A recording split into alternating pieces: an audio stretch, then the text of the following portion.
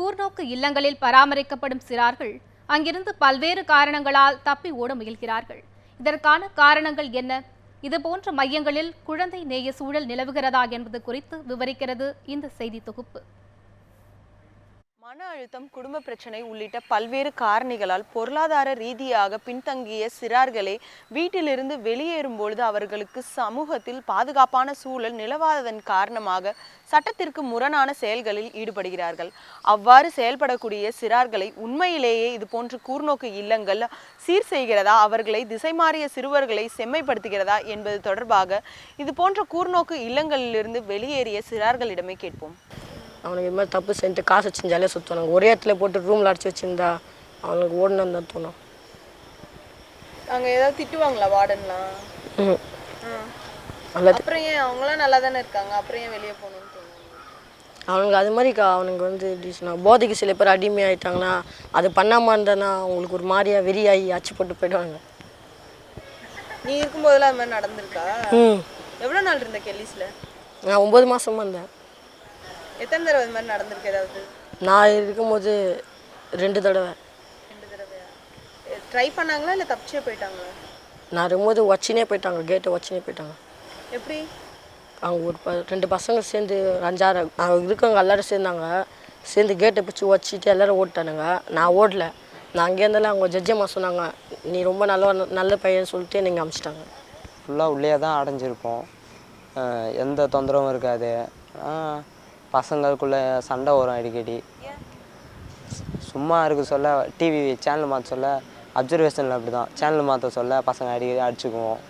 அதுதான், வேறெல்லாம் அந்த மாதிரி பிரச்சனையெல்லாம் எதுவும் வராது. அதுக்கப்புறம் இங்கே ஸ்பெஷல் ஹோமுக்கு வந்துட்டேன். ஹோமில் இருக்கும்போதெல்லாம் தப்பிச்சு போனேன்னு சொன்னேன்ல, அது ஏன் அந்த மாதிரி தப்பிச்சு போனீங்க? எதர்ச்சியாக தோணும். ஏன் அந்த மாதிரி தோணும்? வீட்டுக்கு போய் பார்த்துட்டு வரணுன்ட்டு போவேன். போயிட்டு அங்கேருந்து குன்னூருக்கு போகிற வழியில கோயம்புத்தூர் மேட்டுப்பாளையத்துலேயே மாட்டிக்குவேன்.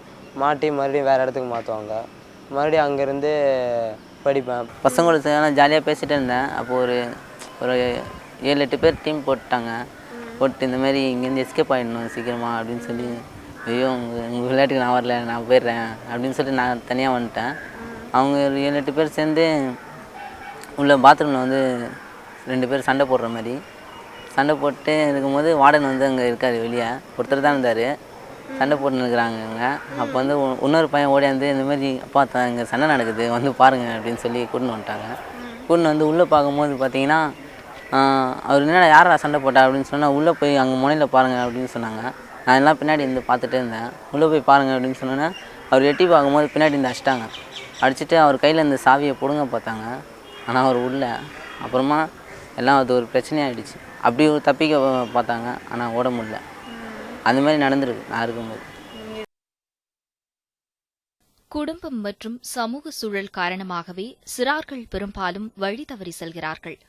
கூர்நோக்கு இல்லங்களில் நிலவும் அடிப்படை பிரச்சினைகள் பற்றி சிறார்களிடம் கேட்டபோது, அங்கு குழந்தை நேய சூழல் இல்லாததே சிறார்கள் தப்புவதற்கான காரணமாக முன்வைக்கப்படுகிறது. கூர்நோக்கு இல்லங்கள் மற்றும் சிறப்பு இல்லங்களில் தற்போது கால சூழலுக்கு ஏற்றாற்போல அமையப்பெறவில்லை என்ற குற்றச்சாட்டு பரவலாக உள்ளது.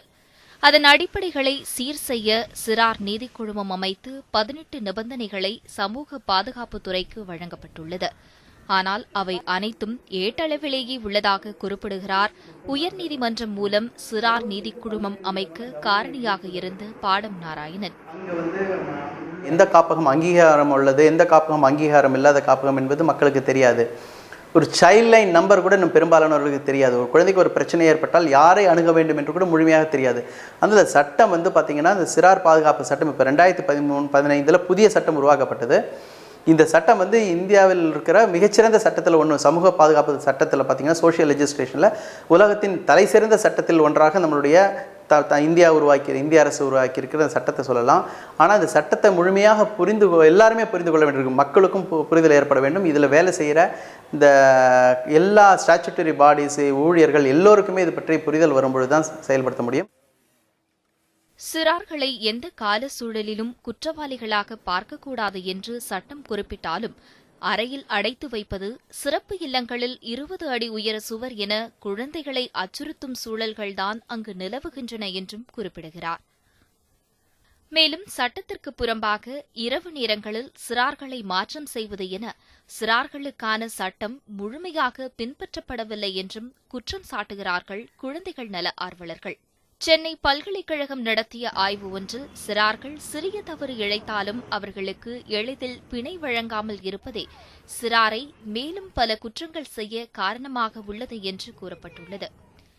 சிறார் சட்டத்தில் குழந்தைகளுக்கு இலவச சட்ட உதவி வழங்க வேண்டும் என்று குறிப்பிட்டு இருந்தாலும் அதனை ஏற்படுத்தி தருவது இல்லை என்றும், அதன் காரணமாகவே பொருளாதாரத்தில் விளிம்பு நிலையில் உள்ளவர்கள் தங்கள் குழந்தைகளை பிணையில் எடுக்க முடியாத சூழல் உள்ளது என்கிறார் யுனிசெஃப் அமைப்பின் முன்னாள் குழந்தைகள் பாதுகாப்பு அதிகாரி வித்யாசாகர். போலீஸை பொறுத்த வரைக்கும் யாராக இருந்தாலும் கிரிமினலை பார்க்குற மனப்பான்மை தான் இருக்குது. இப்போ அந்த அடிப்படையில் பார்க்கும்போது இந்த கேசஸ் இவங்களை கொண்டு போய் இந்த ஹோம்ஸில் போட்டாலும் கூட ரொம்ப டிலே ஆகுது. ரெண்டாவது, இந்த குழந்தைங்களை வைக்கக்கூடிய ஹோம்ஸ் குழந்தைகளை ஃப்ரீயாக மூவ் பண்ணக்கூடிய, குழந்தைகளை அவங்களோட ஏற்கனவே இருக்கக்கூடிய மைண்ட் செட்லேருந்து வெளியே ரிஃபார்ம் ஆகிறதுக்கான வாய்ப்புகள் ஏற்படுத்தக்கூடிய ஒரு இடமா இருக்கணும். ஆனால் இந்த அப்சர்வேஷன் ஹோம்ஸ் பொறுத்த வரைக்கும் பார்த்தீங்கன்னாக்கா அந்த மாதிரி எதுவுமே இல்லை. 24 மணி நேரம் பூட்டி வைக்கிறாங்க, அடைச்சி வைக்கும்பொழுது அவங்களுக்கு ஒரு விளையாட்டோ இல்லை பொழுதுபோக்கோ இல்லை அந்த குழந்தைகள் எல்லாம் சேர்ந்து டீமாக ஏதானும் கேம்ஸு போன்ற விஷயங்கள் செய்வதற்கோ இல்லை படிப்பதற்கோ இல்லை சில பேருக்கு இப்போ ஓவியம் வரையறதுல இஷ்டம் இருக்கலாம், சில பேருக்கு பாட்டு பாடத்தில் இருக்கலாம். அந்த மாதிரி அவங்களுக்கு எதாவது பண்ணுறதுக்கான வாய்ப்புகள்லாம் இருந்தாக்க இந்த குழந்தைகள் அங்கேருந்து தப்பிச்சு போகணும் போன்ற விஷயங்கள் நினைக்க மாட்டாங்க.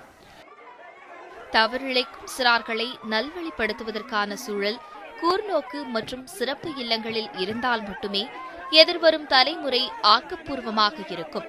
அவ்வாறு ஒரு குழந்தை நேய சூழல் அமைய குழந்தைகளின் மன ஓட்டத்தை புரிந்து அதற்கு தகுதியான அதிகாரிகளை பணியமர்த்தினால் மட்டுமே முடியும் என்பது சமூக ஆர்வலர்களின் கருத்து.